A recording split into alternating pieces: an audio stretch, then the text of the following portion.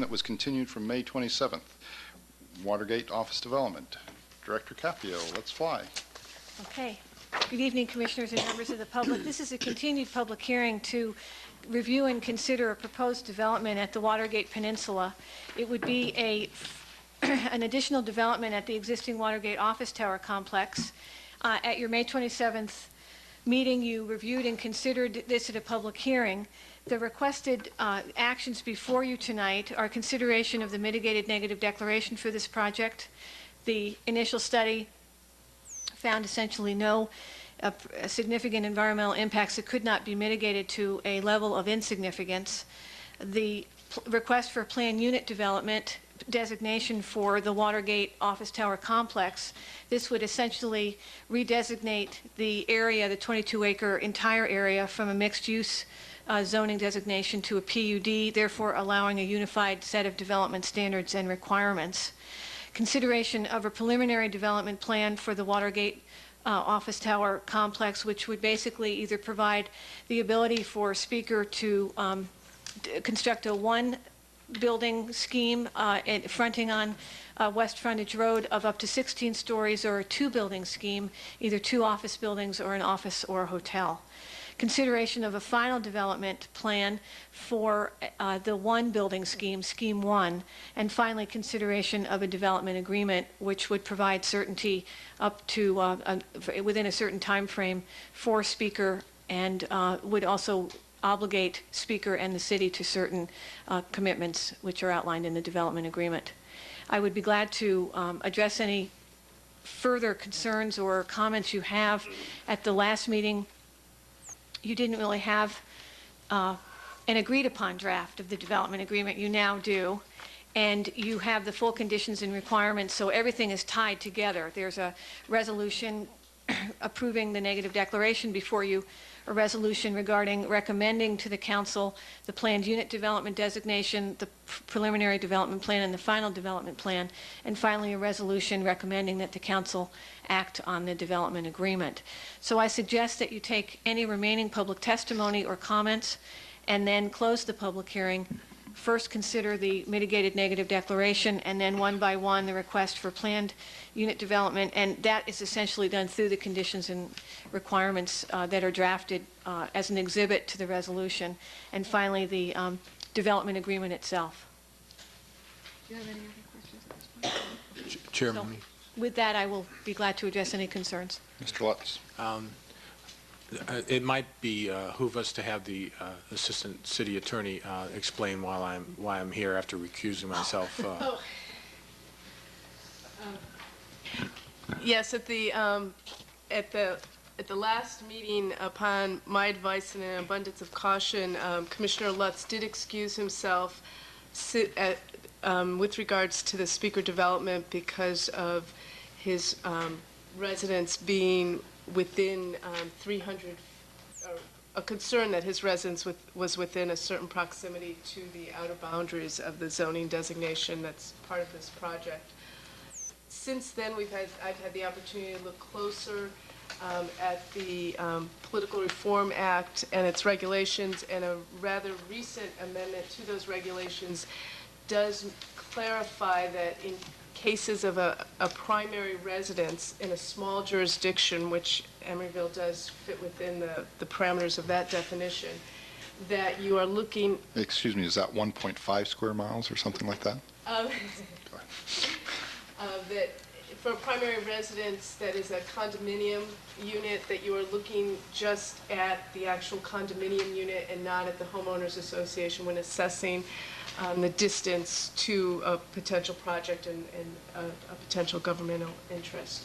So Commissioner Lutz has determined that his actual unit is beyond the 300 foot boundary for the zoning designation in this project, and will be participating, I assume, in this discussion. Okay, thank you very much. I apologize for any confusion for being overly cautious. Any other questions of staff before we open it up for further public comments? Seeing none, is there anyone else? Is there anyone that wishes to speak on this item under the public hearing aspect of it? Would the applicant like to speak on any of the issues? Come on up. Back through this? I don't think you have to No, run I don't back think- through anything, but if there's anything that's changed, You still have a Since- remaining concern about? May 27th, day was it? May 27th. Yeah, I don't think we have anything to clarify, aside from the fact, thank you for maintaining this special meeting and hearing our project this quickly. You've reviewed the conditions of approval that are dated today and Yes, we have. the draft document dated last Friday, Yes, we have. and are happy with them? We are. Okay. Then unless you have anything else to add, is there any questions of the applicant at the moment?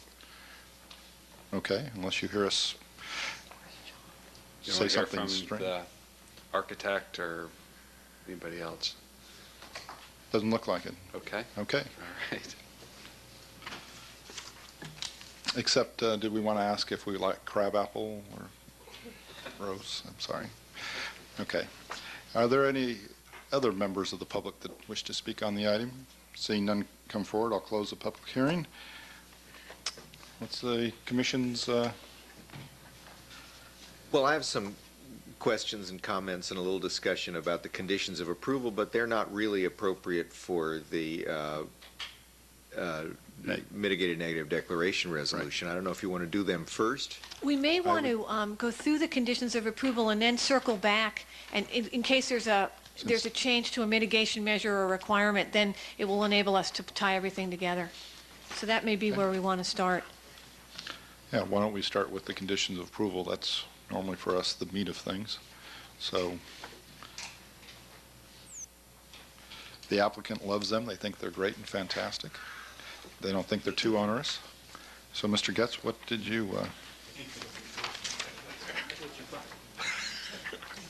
Well, I got that on the record, right? what was that? My comment about that they didn't think it was too onerous, or, Oh, yeah. Right. Absolutely. That's now part of the record. Absolutely. Should we go page by page? yeah, let's go page by page. Page 1, There's a which is couple of minor Resolution corrections. B. The corrections are just to the dates of the plans. Instead of 3/13/99, it's 5/13/99 on sheets 1-1 through 1-14. You're on and then- Roman numeral and 1B, correct? 1B1, yeah. I'm sorry. And then in condition 1B2, instead of the parking structure at 4 levels, it's up to 5 levels, just as a clarification. And it's scheme 2A.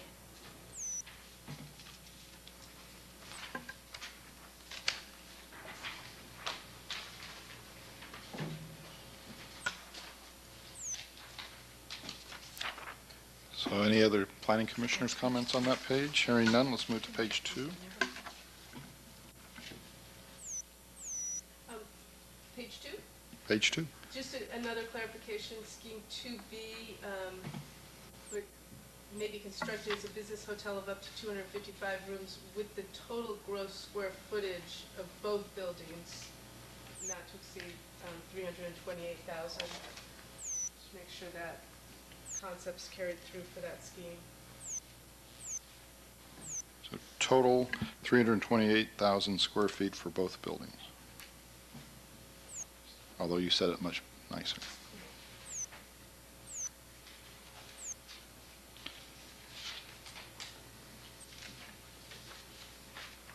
Okay, any other comments on page 2? Page 3? None? Page 4? On page 3, the applicant had a comment about an inconsistency between the hold harmless clause and Article 9 of the development agreement. Doesn't bother me, but Article 9 of the development agreement has been revised so that it's consistent, or what's now, the hold harmless in the development agreement is consistent with this hold harmless. Oh, okay. Congratulations.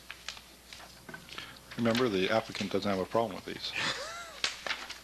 That in itself is scary.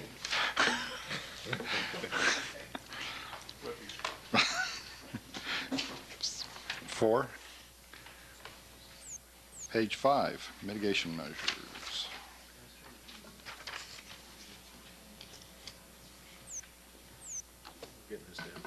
Okay. Page 6. I have a question. What does NST stand for? It's National,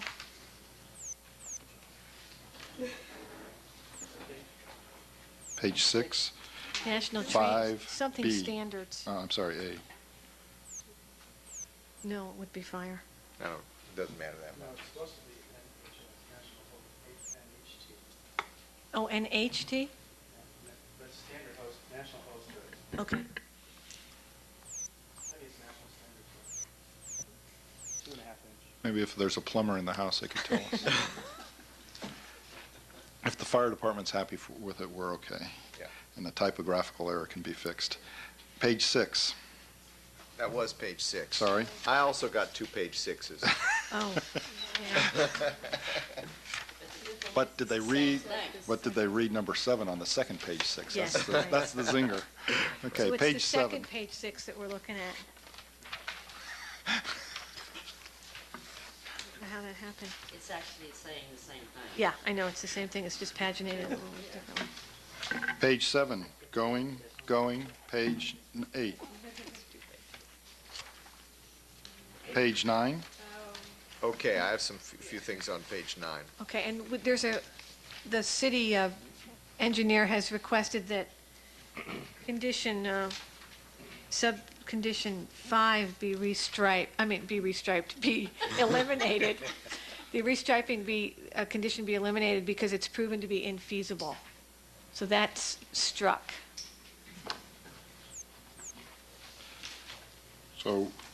So we request that, Roman numeral 6A5 A5. is struck. it's struck. Any problems with that? Don't seem to see any. Mr. Getz? I have a question about 3 and 8, which relate to the stacking capacity at the entrance to the north entrance to the proposed parking structure. And with the understanding that most people who come into that parking structure in the morning at the 9 o'clock rush hour will be coming off of Frontage Road onto the access driveway and making a left turn in. And that the drawings as they currently exist appear to show no stacking at all. They appear to show only a place for one car off the on-property road. I'm concerned that the 5.5 seconds doesn't really cut it. I mean, you have no ability to get any cars off the road, and once they make that left turn, they're blocking the eastbound traffic on the private drive, and then they're stuck there. And I'm wondering if the control arm could be moved south into the building to provide stacking for at least a couple of cars, so you don't have a gridlock that's seems like it's an invitation to that gridlock every morning. That's my only concern. The drawing, which I think it's on sheet 1-4, has a little square that I take to be the control arm, and it's way out. It's 1 car length from the curb. And We didn't have specific detailed drawings, and Right. when we do have it, that's a good comment. Lynette, do you have a? there's a sort of This was picked up in the traffic study and in Rob's work, and we don't have a final design for the parking garage yet, but I think we're very aware of the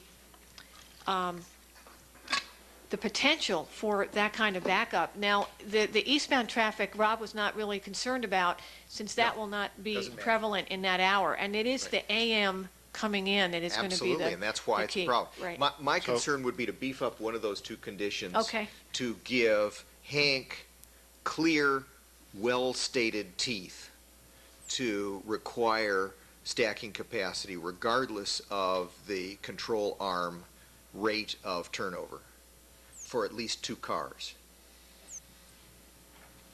That's all my interest is to somehow make it more clear. Does the applicant have a problem with having at least 2 cars stacking there? Because we could easily put that in there, provide adequate storage and stacking, at least 2 cars. It's going to function well. We have studied it to some extent, and so what you're saying makes perfect sense. You're probably going to do it anyway because you care more than anybody else. Correct. Right. Right. I don't think you guys need me. Sounds like you solved it. And We also, appreciate it. if we could raise one other point, Too late. Go ahead. Go ahead. Public hearings only. related to the Assistant City's Attorney comment on page 2 of the conditions on the hotel, limiting really the too hotel late. and the office to 328,000 gross square feet. That doesn't work. It works for the office, but it doesn't, because the hotel room, the traffic analysis was based on the total rooms, not the square footage. And the total square footage of both buildings is actually close to 520,000 square feet. And that's detailed on page 2-4 of the initial study. If you want to just make it consistent with that, we're trying to focus on the roofs. What is the size then of the office building? The office building that we evaluated was 262,000 square feet. Okay, then why don't we say, so it would be 255 rooms for the hotel, And 200 maximum and 260. To 500 for the hotel, 500 for the square office, I'm footage sorry. for the office. That would be great. Thank you very much. So you might pull the microphone a little bit closer and repeat what we're doing. Oh, yes. Going back to page 2, condition of 3. approval 1B3, scheme 2B would read, one of the two buildings under scheme 2 may be constructed as a business hotel of up to 255 rooms, with the second building being an office building with a total gross square footage no greater than 262,500 square feet. Okay? Fast forward to page 9. At number 7, Hold it. Before we get off 3 and 8, do you want to put something in there that says minimum of 2 car stacking? Yeah. Okay, so Yeah, I think that goes to minimum number 8. 2 cars? Right, Okay. minimum of 2 cars, parentheses. because then a fast control arm really will Yeah. work. Well, yeah, okay. Okay, number 7, Mr. Getz? How about if it reads, provide a means of controlled egress for the utility road driveway onto West Frontage Road as approved by the city engineer, and with a no left turn sign at its exit.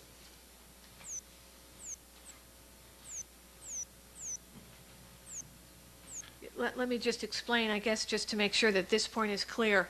The concern here is that the service road, if not designed correctly, may become a shortcut during peak times. Right.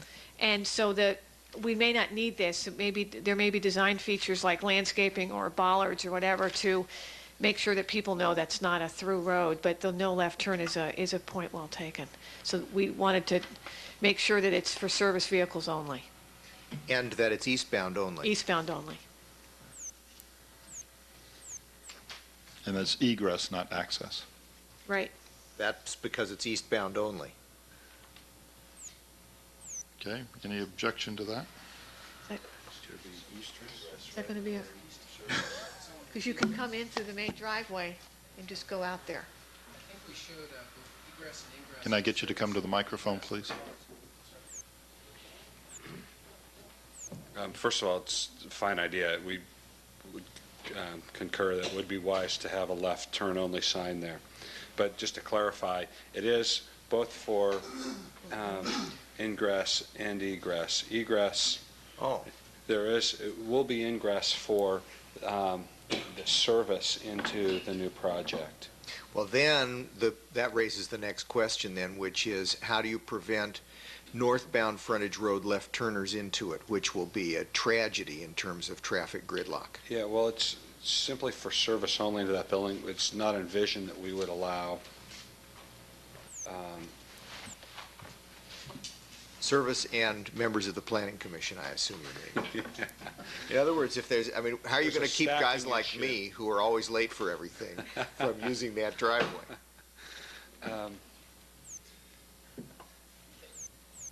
That's the question. I mean, it is an important question. Absolutely. I'll turn left into that driveway every time when I'm late for a meeting. What if can you curb it so that Well, there's, you can't? the thought was, in terms of the traffic analysis that was completed, is that there could be design features so that it's clearly marked or just being able to be accessed by service vehicles, either through a gate, a series of bollards, or electronically controlled through a security thing. We have to solve it, because Right. Rob was very concerned about that. Absolutely. That's a really that's the biggest, most serious traffic problem that's not addressed here. And it's not addressed yet. So somewhere, somebody who's smart's going to have to figure it out. And I don't know how you need flexibility in conditions of approval, but you need to make sure somebody's going to figure it out so that I don't turn left into that driveway. So, Well, do we want to do, We'll put up a no Commissioner Big Getz sign at the driveway entrance. Big sign. I'll ignore that. I'll give you the make and model of this car, and you can have someone there Well, I guess the with first shooting out a question star. is do you need access for service vehicles coming in, or can you gain access just through the parking lot and driveways along, coming in from the main driveway? Is that really important, or can it be egress only? I think it would be important. It would be obviously a pretty windy route and perhaps For a large difficult truck. for trucks to figure out and how to weave their way through that. Do we think the city Something engineer that- knows the planning commission's concern?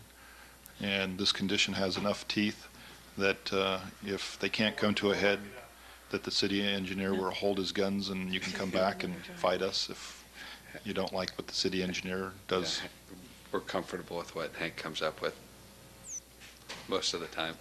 Okay, yeah. He's going to go, wow, something's wrong tonight. What's in that water? Okay. So what are we doing with condition I 7? guess no left turn is important, and it could be right in, right out. That's okay, right in, right out. But, the right in problem, for guys like me, you need more than a sign. And I guess the other thing I would ask too, for lack of a better term, is to have the review authority by the city, that let's say Hank comes up with a wonderful idea and they make it happen, and in 6 months it's not working at all and we know it has to change. We want the ability to say, hey guys, let's redesign it, we got to do something. As long as the city manager doesn't like it, we're okay. Whatever the planning commission says. Speak clearly into the So microphone. do we want to change that condition anymore, or is it on the record enough that that people know it? Okay.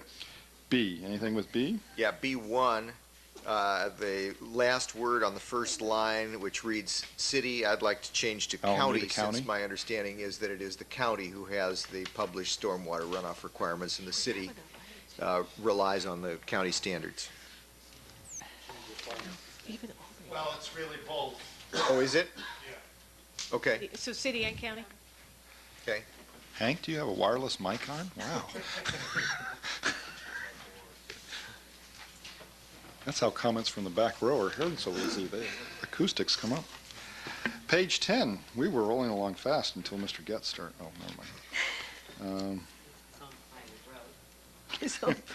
Can you name it Getz Boulevard? Nothing on page 10. Going to page 11. Page 12.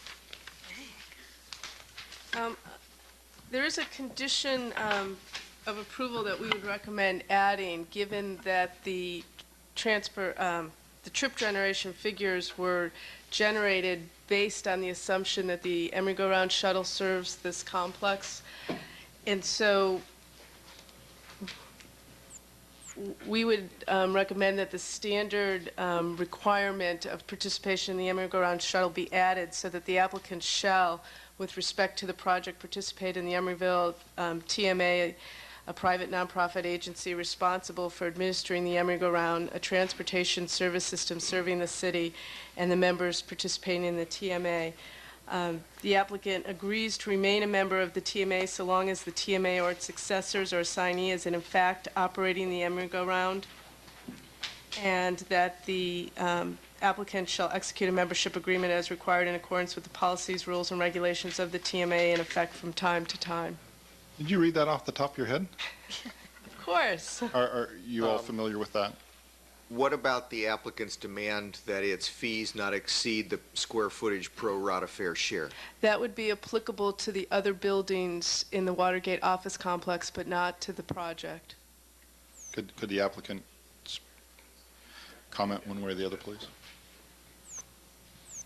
Yeah, the concept was simply that we don't have a problem becoming a participant of the TMA. Right now, we're a voluntary participant in the TMA. It's Emeryville service is a very important amenity for the complex, and it's entirely our plan to participate to our pro rata share with this new project. The concept that was raised in our discussion on the development agreement was very simply that it certainly is reasonable that we would pay our equitable share of the costs. Right now, Commissioner Getz, as you might know, the way it's calculated is based upon square footage. And I believe the way it was drafted is that was as an example. We don't necessarily need to be locked into a square footage requirement, but it's simply provided that it's a equitable pro rata sharing of the cost, then we're very happy to be a part of it. And that would continue to be the case as to the participation for your other buildings. That certainly, if you felt that that was no longer an equitable assessment among the members, that you would have the ability to withdraw as to your 3 existing buildings. But as to this project, given that the trip generation was determined based on the Emeryville shuttle being in place.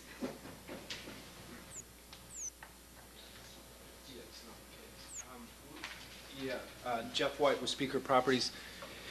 It's a detail in the traffic report, but if you read it closely, you'll note that while the benefits of the Emeryville were documented, they weren't considered in the actual analysis. My understanding is that they were considered in your baseline for the If you want to show, underlying I'm not project. sure if we want to get into that right now, but if you want to show me where that is in the traffic report, that I'd be interested, because I'm very familiar with what went into that, and I specifically know that we did not take advantage of the benefits. We were calculating our impact based on really no Emeryville round. Right, but that was for the new trip generation. The baseline traffic was counted actual, which assumes or actually counted or measured that there was a substantial benefit accruing to air quality and to the peninsula because of the participation from this office building in the Emeryville round. So all we're trying to do is maintain that over time. No, yeah, that's true, but I don't, it's a new item. I'm not sure that it was considered in the baseline either. And maybe I can shed some light, because I was talking to John on the development agreement, and their concerns, this is sort of tied into the development agreement because the Emeryville round is shown in both places. Right. What at least I learned late this evening was that I think our staff believes that the Emeryville round was included in the traffic analysis. Now, there may be some debate on that, and as a result of that, it's important that we use our standard language for the Emeryville round for the project, the fourth tower. And that's what is being asked of you right now in the conditions of approval, is to put their standard language in the conditions of approval for this project. And what that is, I think we all know, is that there's 7, 8, or 9 members. Each of them are voting members on the TMA, and they're the ones that determine what the costs are. Speaker has a concern, and I think they can, it seems like several developers have concerns. They don't seem to trust each other, but they're feeling that somebody might say that, oh, Speaker, because so many people use it, you should be paying a different proportional amount. And that's what the language in the development agreement does to those 3 towers that are not subject of this project. It's basically the other towers that are there now. But for this tower, what is being suggested is that the standard language for the TMA be included if they build the fourth tower. And that even if it is unfair, we hope that it would never happen, that speaker would be responsible only for that one building, the fourth tower that's being built now. Fourth or fifth towers. Well, first, it's on page 12, the reference to the existing conditions, but it seems to me that speaker should be given extra brownie points and bonuses for its disproportionately great use, and therefore its contribution to high occupancy and great records for public use of the Emery-go-round.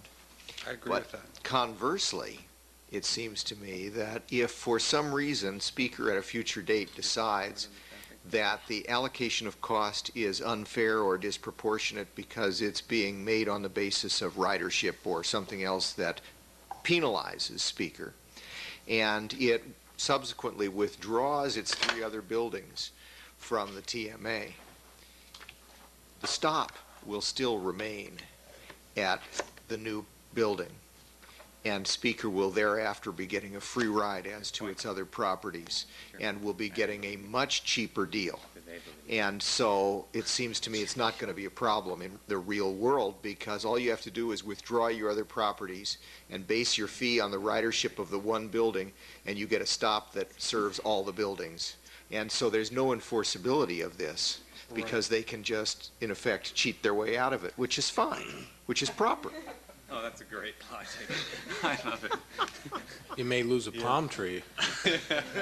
lose a lot of palm trees. I think our only thought to that is that, quite simply, it should, I don't think anybody would disagree, it should be based upon a pro rata share. There should be a fair distribution of these costs.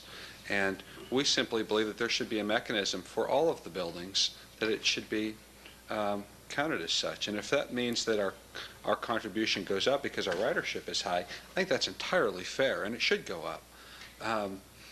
But there should still be that fairness standard for the new project. And to take that out seems, the gamesmanship shouldn't happen. And there is still a possibility that the people who vote say, okay, well, it's going to be 99% of the cost is going to be now for that one building, since you've elected to get out on these other buildings, and that's what's going to be, and you're in default of the development agreement if. So I think it's the way it was drafted and the way it's in front of you right now is entirely appropriate, and there's simply a fair share arrangement. Thank you. should I'm know okay. we don't have any control. The city has no control over the TMA and whatever formula they use, other than the voting members. We are a voting member, so we have 1 of 8 or 9 votes, 10 votes. I'm comfortable with the Assistant City Attorney's language as long as it's clarified to make it clear that it applies, that the requirement in spite of a standard of fairness apply only to the subject new buildings. I didn't hear it very clearly when you read it the first time around, but maybe it was there. Yeah, It was, okay. Yeah, and I'll apologize to John because I have not mentioned this, and because it just came up really this afternoon. I don't think it impacts you at all, John. Yeah, I just think that, well. If anything, think it's we ought to to the keep the- advantage, I think, that Andy was saying. It might be to your advantage. Yeah, so is the conclusion that the fairness standard is drafted and the original agreement will stay as, As Is. as it applies to the to the existing buildings. but it will not apply to the new building? No, you will be obligated to provide TMA as long as there is a TMA for the new building. But there will be no equitable sharing then of the costs, or can we would like to have that standard, that fairness standard put in addition? You can put that in, but I think you can't get out of the TMA if it's unfair, because it's going to be your determination that it's unfair. I mean, that's what the concern, I But why think, would is. it be unfair? What makes you think that the other voting members wouldn't? Nothing in, That's Mr. Yeah. That's Mr. Yeah, Winter. I'm not quite sure I understand your argument. actually, Well, you interestingly could've enough, IKEA also the felt same that other concern. people would gang up on them, and they wanted The deep a pockets, so to way to speak, yeah. Right. get out of it. And in that situation, we said, no, you are a member of it. as long as it exists, and there is a mechanism among the 12 members, or however many members of the TMA, to resolve your disputes, and nothing to suggest that anyone, 11 are going to gang up on one, and anyhow, IKEA thinks it's going to be them, not you, so I don't know if you Right. find any comfort in that. Probably not. Okay, so you're saying you will not allow for a Backing fair out. sharing standard? At this point, no, that's not how it's drafted. Commissioner Owens, did you have a question? No, I'm just wondering, why would this group of 12 people not allocate this based on everybody's square footage? I mean, how else do you allocate it if not based on the square Well, that's footage? how they have done it in the Yeah. past. I Yeah. think what Mr. Winter's saying is that it may change in the future. Yeah, I think it's, right now, it's a fair sharing of it, because and Well, people there- can elect to come or go as they choose. And I'm not suggesting that we're trying to game this. As I said before, this is a wonderful amenity to our project, and we want it to be there. And we're very happy to pay our fair share. And if you want to add more teeth to the fair share language, we'd be very happy to see it in there. It's just, one loses, when one can't get up and walk away from the table, the whole fairness issue sometimes. Another approach would be to say that if you chose to no longer participate in the TMA, that you would institute your own shuttle service. that would operate. We will do that. And We would agree put to that do as a that. condition of approval. That's fine. Identical hours? In the, Yeah, we actually used to, or not we, the Right. prior ownership did. Right. The Emery ground service is I a presume you know better the history. service. It's a much better solution. I think that actually would be a good mechanism, because it's going to be more costly for us to operate our own service, and there'll be more. So that the condition of approval would read that if it was no longer a pro rata equitable apportionment, and you then were no longer a member of the TMA, that you would institute your own shuttle providing identical service Monday through Friday. From Monday your- through when? Monday through Friday, because Mhm. isn't that what your, Doesn't your it run on apportionment to the Saturday? Right. TMA is They don't not care to about date weekends. concern. No, I No, know. they shouldn't be held to weekends. Well, you know, before we go, I do have one thing to say. The first thing is that, you know, there's the concept of shared responsibility, and we can go to Watergate and say, okay, here we've got a gym that everybody pays for, but not everybody uses. That's number one. And number two, one of the things that should be happening, if we're going to put this kind of thing in, before we just say, okay, you can leave, I think there is a point here where all of the members should be talking to each other, right, and getting together and mediating any of these disputes. So if we're going to do this kind of language, then there should be a mediation process that needs to be gone through before there's a determination that you want to terminate your participation in this.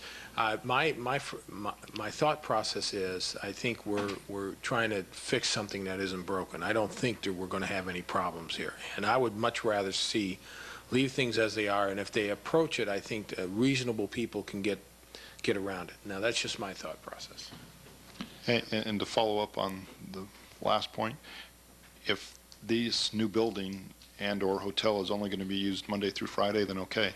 But if the Emery Grow-Round is currently Monday through Saturday, then I think if the shuttle service gets replaced, then it should be Monday through Saturday or Sunday.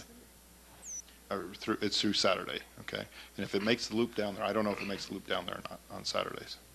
I don't either. But if it does, I mean, what I'm saying is, it should be like service. That's what you're Right, saying you're if going to do. the base It should be level. like service. And so I wouldn't put Monday through, because I believe people will be going there on the weekends. And, you know, we're part of what we're trying to do here is encourage public transit.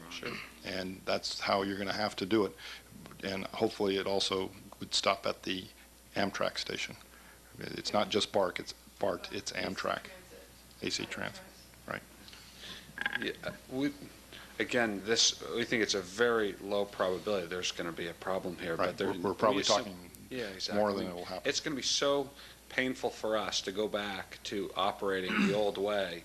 Right. And this is such a wonderful amenity. I don't know if you've been out there, but we spent a lot of Right. money to build a Bus really stop. nice bus shelter right as you drive in, because we think it's such a great amenity that we feel that's one of the major selling points to the complex now. So how about instead of all the convoluted gobbledygook, you just put something, if for some reason that speaker no longer wishes to participate in the TMA, they shall create a duplicate shuttle service servicing their facility.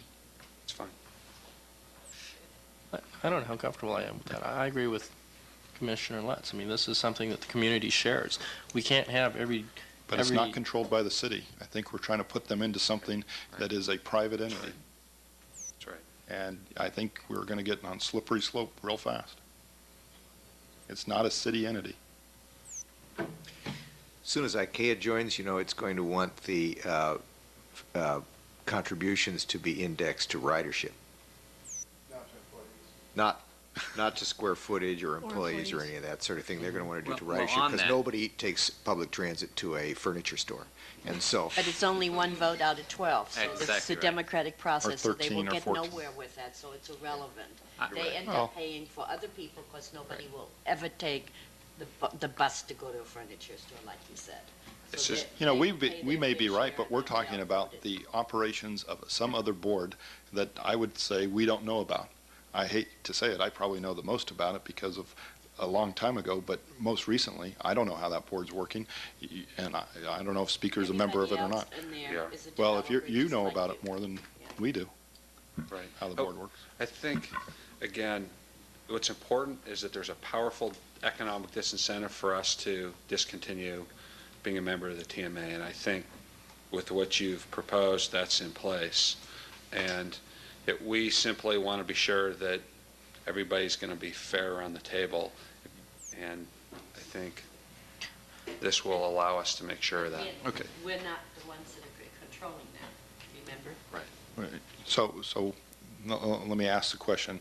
The condition as read by the Assistant City Attorney with the addition of, if sometime in the future, Speaker or the applicant and successors decide to withdraw from it, they'll have to provide like service for their properties.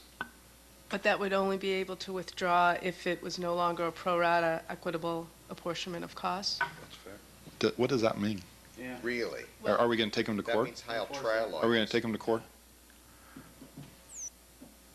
But I mean, what difference does it make? It's not gonna happen. Right. And if it What difference does, they'll have their own bus, so there'll be no additional traffic impact. So, you know, so what's the down on this for us to? I mean, if- Because it's much more expensive for them to hire their own service, so they'll work Right. it out. Here's my argument against putting it in there, is are we going to sit there at some point in the future and they say, okay, it's no longer fair share pro rata, they've done something and we don't like it, and we're going to institute our own bus service. Are we really going to argue and take them to court about whether it was fair or not? Or are we going to say, okay, make sure you have a darn good service, cleaned up my language, a darn good service, and it has to operate during these hours, et cetera, because that says, you know, a like service. It doesn't make a left turn on, oh, never mind. Well, if you're going to do that, then you Gets need to road. say something about equal road. frequency as of the time of speaker's withdrawal or something like that, frequency of service Yeah, and that like kind of stuff. services, but Is you can like boot- service clear enough as to frequency, hours, days, that sort of thing? We can go back to the tapes of the June 10th, 1999 Planning Commission meeting where we talked for 15 minutes about the issue. Do we want to make sure that the shuttle has black walls instead of white walls, too? Yeah, you're right, okay, I'm through. You know, Sorry. the policy question here is that we're opening up Yes. the box for other developers to Exactly. take This this is the path. I third mean, this time is we've the- had this dispute in these chambers. Right, Pixar, IKEA, Speaker. Right. So we're gonna have it with everybody, so we need to be consistent. Well, And in the previous two cases, it was you remain a member. That's right. Exactly right. That's right. And what we would be saying in this case is you will always remain a member as to your building 4, building 4 and 5. Under the development agreement, as to your other 3 buildings, you would have a way to no longer be involved in the TMA Okay. if you felt they weren't apportioned. Unfair. Let me pull it back. Okay, planning commissioners, they're absolutely right. What are we going to do? Are we going to start giving people an out so they can provide their own shuttle service, or are we going to say we're going to hold to our standard? I think we hold. Okay. I agree with Commissioner So Latz. for the new building, I'd vote for alternate service if it's clearly equal. And then if it's not clearly equal, if they skip every time, what do we do with that? yeah, I mean, it's, So it sounds like I've got 3 people so far saying 4. Ms. Balangero, do you want to nod or up and down? We've got 4. We're getting to a consensus. Okay, we're going to hold the standard language, it would seem. okay. We're holding the standard language. For We're the there. new buildings. For the new buildings, that's correct. What number is that going to be, please? Is That's that, going to be, I think, B. See? Well, it would be under transportation improvements. It would be, it's always nice to give Six. applicants language at the 6C. meeting.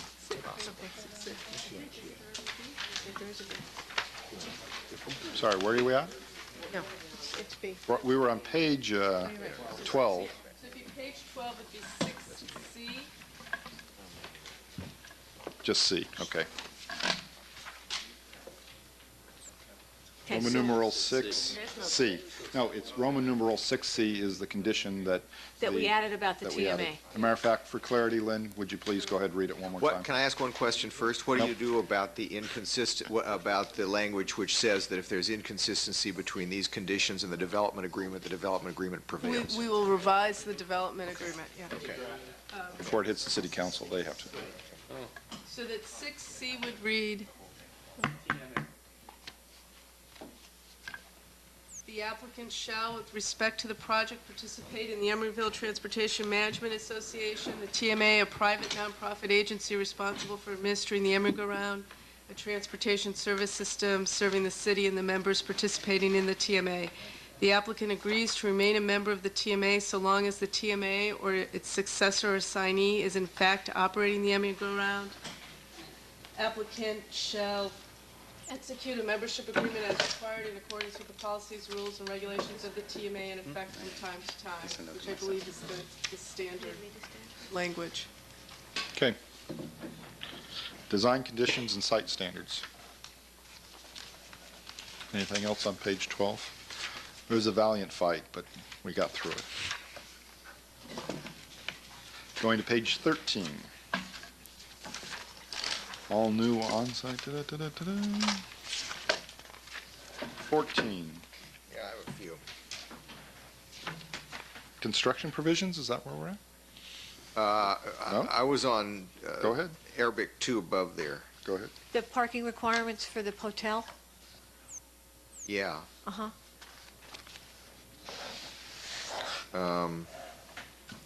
A parking management plan shall be submitted which demonstrates that the parking requirements for the hotel or hotel and office building or something can be, how Met. about satisfied? I like Satis- that better than addressed. Okay.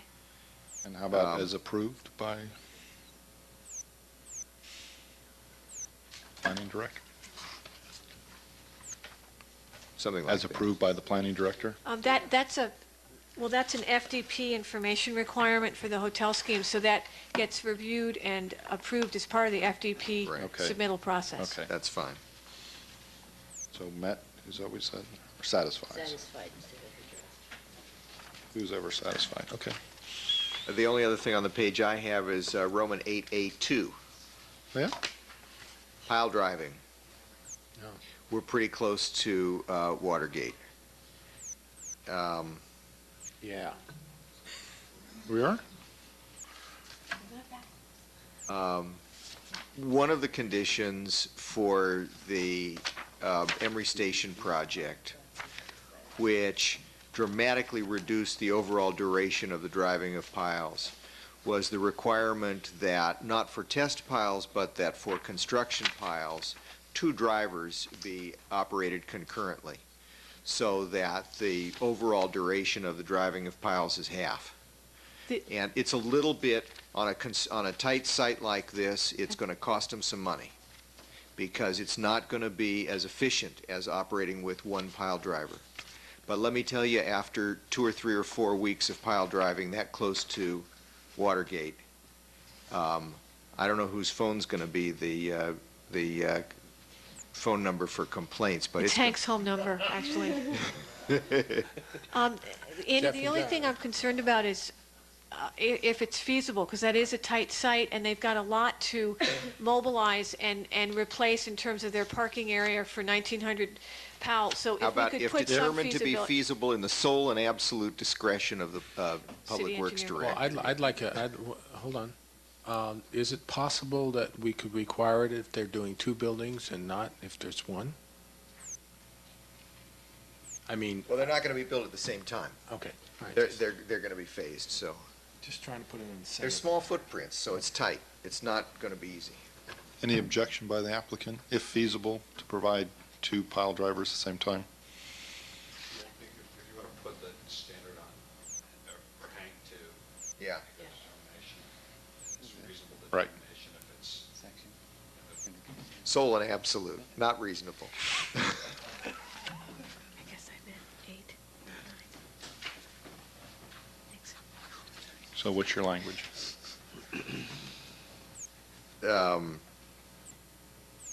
Construction pile driving shall utilize 2 concurrent pile drivers unless determined to be infeasible by the city engineer. Okay. Is that, Whose determination may be absolute and arbitrary. so the first sentence by Mr. Getz is what I believe we're agreeing, what, commission, okay? We're always reasonable. Page 15, we're almost there. And I did see in here somewhere our famous sign, right? Okay. Sign that tells people who to call in case you're too loud. There it is, on top of page 16. Archaeologic, why is B on here? Okay, any other comments on the conditions of approval? It didn't seem like any of those affected anything that had to do with the neg deck. Are we at that point?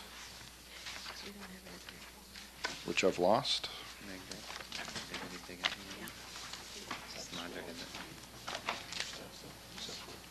So, is there further discussion, or can I get a motion on The mitigated neg deck. ND 99-4? Move approval.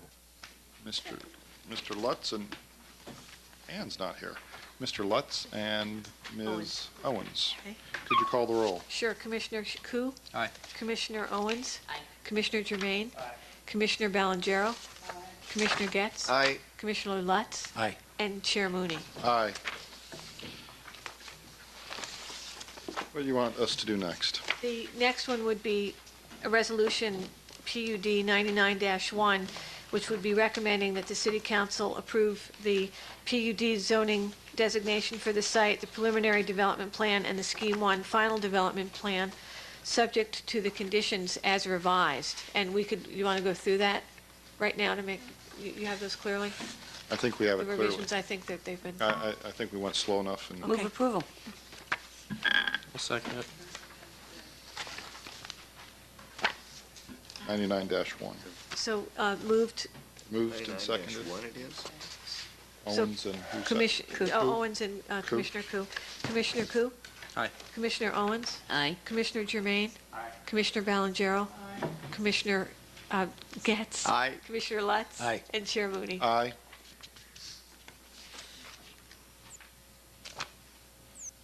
Okay.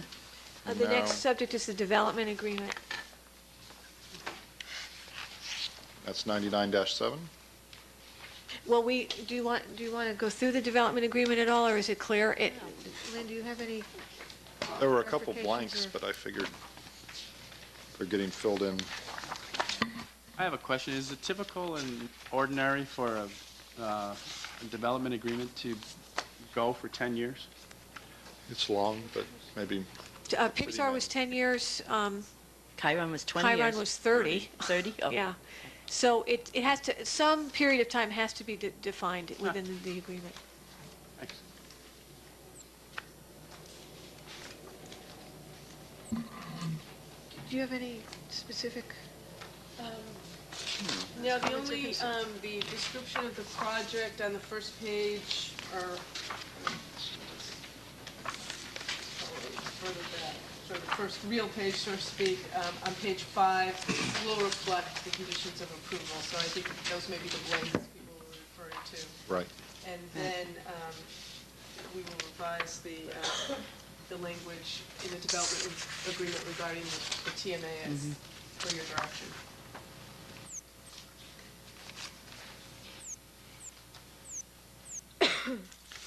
Okay, so I'm right with 99-7, correct? correct. Is there a motion for approval?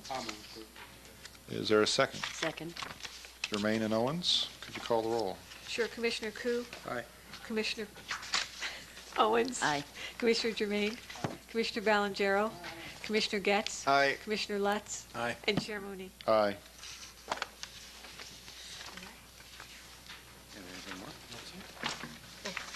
And that was it for that That'll be item, done. correct? Yes. I hope it wasn't too painful. Good luck at the city council. They're nice people. Congratulations. Now, somehow it would appear that something else snuck onto the agenda tonight. I thought that was a smudge. I thought it was a smudge too, because we only agreed to one item I have a very tonight. lengthy report here. All right. So, could we, Wondering why you were recommend you here. approve the capital improvement program as being in conformance with the general plan. Thank you, Mr. City Manager. If there are any questions, I'd be glad to answer them. That's I can give you a longer discussion if you wish. this is, I'm sorry, is this a public hearing on this item? No. I didn't No. think so. That's why we could stick it on the agenda. On other, yeah, although it should be under a different Roman numeral, but I guess it is theoretically, huh? You skipped 4, so we're on Roman numeral 4. Just doesn't say it. So, are there comments, discussion on This is an annual City- review by the the city manager's biannual. glorious presentation? Everyone's reviewed it and thinks that we should put more money into streets, I think. That'd be my comments. Well, I don't see the Or $30 parking million lots. for off-street parking. Where's our off-street parking money? It's in there, if you look Okay. closely. Where is it? The Which- money is set aside, $1.5 million to be the initiation for an off-street 1.5. parking program, in addition to $11.5 million for an off-street parking structure on the Westinghouse Mound, It's going to be paid by the developer. being paid by the developer. Where's the category for increased stipends and gratuities for the planning commission? It's not a capital It's item. item 5, Roman number 5. Certainly not a capital expense. It's a capital Sir. offense. Is there a motion on 99-5? Move to approve. There you go. Jermaine, Balangero, Just one clarification. Very small. This is pursuant to Government Code Section 65103C, so we'll make that revision in To the final. title. what are you talking about? Slightly off. I didn't mean to steal your thunder on that, Commissioner Germain. I mean, we know all government So could you codes. read the government code to tell us why it's pursuant to that? Come on. Wait, no, I do have it somewhere. Could you call the roll? Do, yes, absolutely. So that's been moved and seconded. Yes. So Commissioner Koo? Aye. Commissioner Owens? Why are you having Where's trouble my with that rubber tonight? Aye. Commissioner Aye. Jermaine? Name could be Kowalski. Commissioner Valengerro? Commissioner Getz? Aye. Commissioner Lutz? Aye. And Chair Mooney? Aye. I have a procedural question for the chair. Could someone ever move approval and then abstain? Sure. Yeah. You could abstain from the vote, yeah. After you move approval? I don't think so. Really? Why not? I once moved